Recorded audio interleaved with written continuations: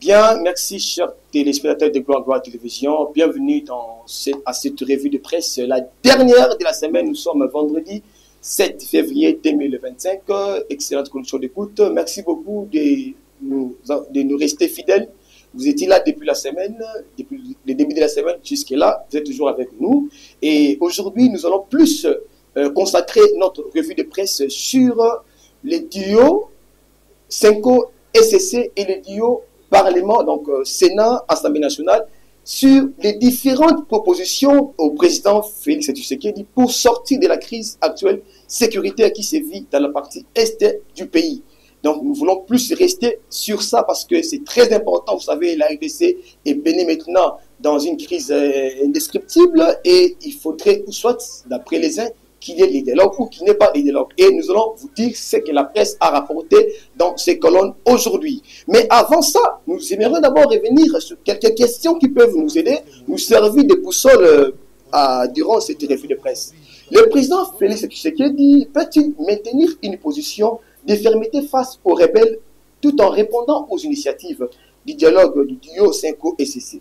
Est-ce que le dialogue est-il une condition, une solution viable pour résoudre la crise actuelle à l'est du pays, ou risque-t-il d'affaiblir davantage la souveraineté nationale? Quels sont les enjeux politiques, géopolitiques et économiques cachés derrière les pressions pour un dialogue, notamment le rôle des puissances occidentales et du Rwanda dans la crise? Le dialogue prôné par la Senko SSC peut-il réellement aboutir à une solution durable, ou risque-t-il d'être instrumentalisé pour un partage du pouvoir sans effet concret sur la sécurité des populations? Quelles alternatives au dialogue pourraient être envisagées pour garantir la sécurité et la stabilité à long terme de la RDC? Dans quelle mesure la pression occidentale de la communauté internationale influence-t-elle les sanctions, influence-t-elle la prise de décision du gouvernement congolais face à l'option du dialogue? Et pourquoi les sanctions contre le Rwanda tardent-elles à être mises en œuvre? Quels sont les enseignements qu'il faut tirer des précédents dialogues en RDC et comment éviter qu'une nouvelle négociation ne soit perçue comme un simple partage du pouvoir au détriment d'une véritable solution à la crise? Chers amis, bienvenue et nous ouvrons cette revue de presse avec le journal, qui rapporte que dans un contexte marqué par la crise sécuritaire et politique en République démocratique du Congo, les deux chambres du Parlement congolais ont pris des mesures significatives lors de la première partie de l'accession extraordinaire. Après les initiatives récentes de la Senko, Conférence épiscopale nationale du Congo, et de l'SSC Église du Christ au Congo, pour proposer des solutions à la crise, c'est désormais au tour du Parlement de se positionner. Selon les informations relayées par le journal, les stratégies de sortie de crise adoptées par les députés et sénateurs ont été réservées en priorité au chef de l'État, Félix Tshisekedi. La rapporteure du Sénat, Nefertiti Ngudianza, a détaillé les axes majeurs de ces stratégies qui incluent notamment le renforcement de la sécurité des frontières, la protection du territoire national, la sécurisation des populations, le soutien aux forces de sécurité, la condamnation des agresseurs et la sauvegarde de l'indépendance économique. Ces mesures visent à répondre aux défis multidimensionnels auxquels fait face le pays, en particulier dans les régions de l'Est en proie à des violences persistantes. Peut-on lire dans les colonnes de ces tabloïds? Sur le même chapitre, dans son édition du jour, le journal La Prospérité revient sur les travaux de la commission mixte Assemblée nationale Sénat, mise en place le 4 février 2024 pour examiner la crise sécuritaire dans l'Est de la RDC. Selon ces tabloïds, la commission éclatée en 5 sous-commissions, c'est-à-dire défense et sécurité politique, administrative et juridique, socio-culturelle, relations extérieures et économiques financières, a rendu son rapport général le 5 février. L'honorable Nefertiti Ngudianza, rapporteur du Sénat, a détaillé les propositions formulées par les parlementaires, parmi lesquelles le renforcement de la sécurité aux frontières, la protection du territoire national et la condamnation des agresseurs. Cette quotidienne rapporte également que la commission a auditionné plusieurs membres du gouvernement, dont les vice-premiers ministres en charge de l'Intérieur et de la Défense, ainsi que des représentants des affaires sociales et des affaires étrangères. Les discussions ont permis d'élaborer des stratégies politiques et diplomatiques pour sortir de la crise contenue dans un document unique transmis au président Félix Tshisekedi. Abordant par ailleurs la question du dialogue comme ligne de piste des sorties de crise, le journal Le Potentiel met en avant un sujet brillant qui divise l'opinion congolaise, la question d'un dialogue avec les M23 AFC. Sous un titre percutant, mobilisation en RDC, Tshisekedi sous pression pour éviter les dialogues avec les M23 AFC. Le journal s'interroge sur les enjeux de cette éventuelle négociation. Ce quotidien du quarantenaire rappelle que la situation sécuritaire à l'est du pays reste critique, exacerbée par les incursions des groupes rwandaises, notamment à Goma, où la population a subi de lourdes pertes. Face à cette réalité, la question se pose. Le président Tshisekedi cédera-t-il aux pressions internes et externes pour engager un dialogue avec les rebelles soutenus par Kigali? Revenant sur le dialogue mentionné par les speakers de l'Assemblée nationale, journal Ouragan, l'arc, caméra diabolisée. Les speakers de l'Assemblée nationale a brisé les côtes, peut-être les contextes s'y prêtent. Jamais depuis le début de la guerre d'agression, le mot dialogue n'est sorti de la bouche des barons de la famille politique au pouvoir. Le président de l'Assemblée nationale, Vital Kamerhe, a osé le dire ouvertement devant les députés. Seule nuance, dialoguer, mais pas vendre le Congo. Vous pouvez lire dans ce journal. On revient avec le potentiel qui rapporte encore plusieurs voix qui s'élèvent contre toute forme de négociations, estimant qu'elle reviendrait à légitimer l'agression et à récompenser les instigateurs de la violence. Un dialogue serait vu comme le partage des postes, avertissent certains Congolais, interrogés par ce journal. Une crainte partagée par Jean-Claude Kibala, ancien ministre de la fonction publique, qui redoute une issue politique plutôt qu'une véritable solution pour la paix. Toutefois, d'autres observateurs plaident pour une approche diplomatique, mais restent sceptiques quant à son aboutissement. Avec qui et dans quel but? S'interroge Monseigneur Melchisedek Sikuli Paluku, évêque de Beni Butembo. Une interrogation qui traduit les malaises ambiants de cette question. Pendant ce temps, les soutiens internationaux adoptent une posture prudente, tout en reconnaissant la gravité de la situation. Mais le potentiel souligne une contradiction. Alors que le Rwanda est accusé de soutenir les M23 AFC, aucune sanction, je répète, aucune sanction concrète ne lui a été imposée.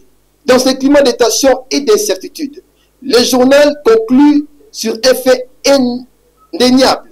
La population congolaise refuse tout compromis qui fragiliserait davantage la souveraineté du pays. Le président Tshisekedi parviendra-t-il à maintenir le cap sans céder aux pressions? Une question qui demeure ouverte. Revenons avec le journal Le Quotidien, qui alerte sur les erreurs du passé dans les schémas du dialogue qui se dessinent au pays. Les schémas du dialogue se dessinent et il avertit, ce journal avertit, Le Quotidien avertit, il faut éviter les erreurs du passé. Si la voie du dialogue semble tracée pour une solution à la crise en RDC, ce journal met en garde contre les dérives qui ont marqué les précédentes négociations. Il rappelle que les discussions post-conflit avec les RCD, les CNDP et les M23 ont gravement nuit à la sécurité nationale. Le pays en subit encore aujourd'hui les conséquences, notamment à travers les brassages, les mixages au sein de l'armée, qui ont permis à des individus sans formation militaire adéquate d'accéder à des postes clés. Pire, l'armée congolaise a été infiltrée, compromettant les stratégies de défense et exposant des informations confidentielles à l'ennemi. Une autre erreur majeure serait de transformer ces négociations en un simple partage du pouvoir, un scénario récurrent qui a souvent abouti à la création des postes nominatifs au sein des institutions. Ce journal suggère plutôt de renforcer les institutions en place au lieu d'en créer de nouvelles qui ne seraient que de gouffres financiers.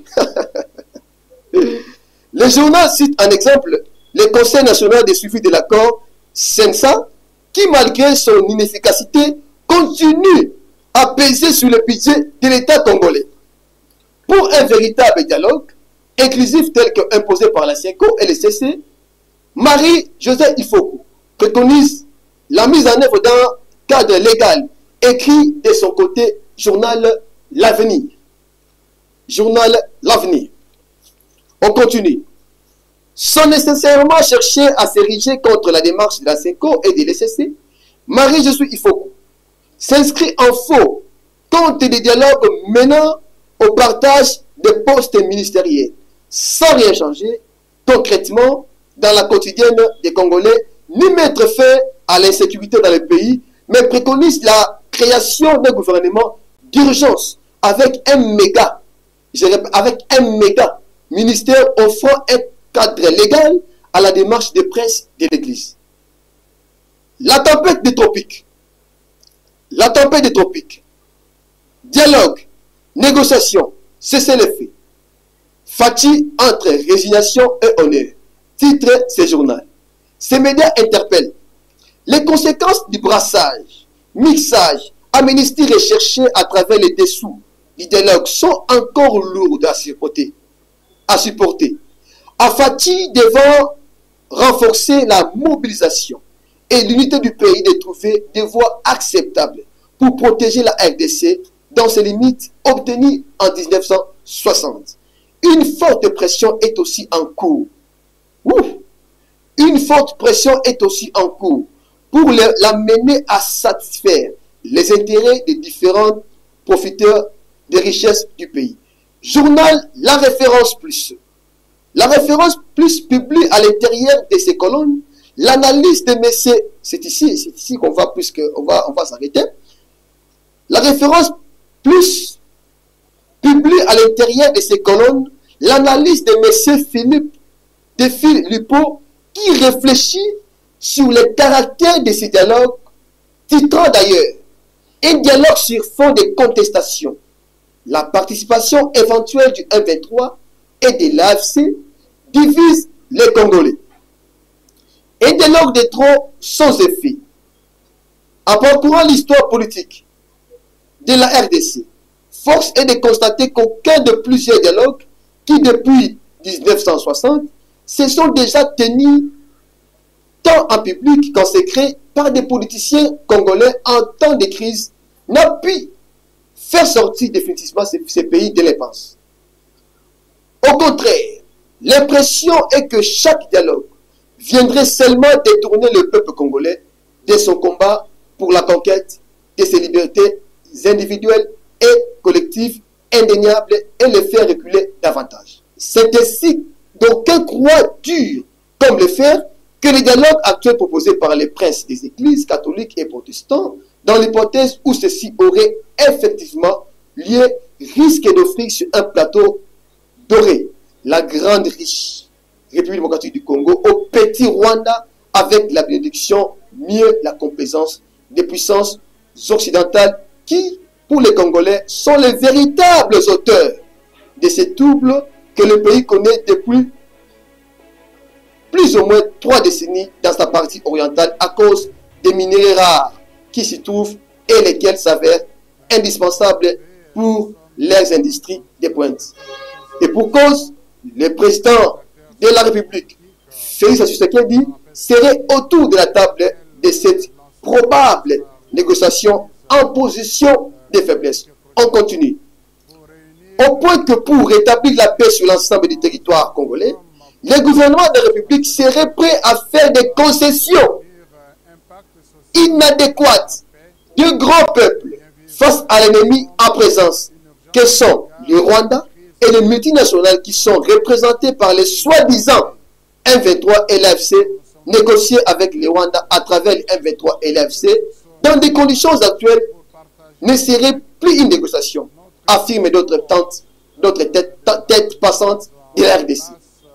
Mais une capitulation pure et simple, avec certainement la ratification officielle de la cession d'une partie du territoire national, comme le désir ardent des évêques catholiques et protestants, un quelconque dialogue avec les opposants politiques non armés à Félix Tshisekedi risque aussi de tourner les choses à rond.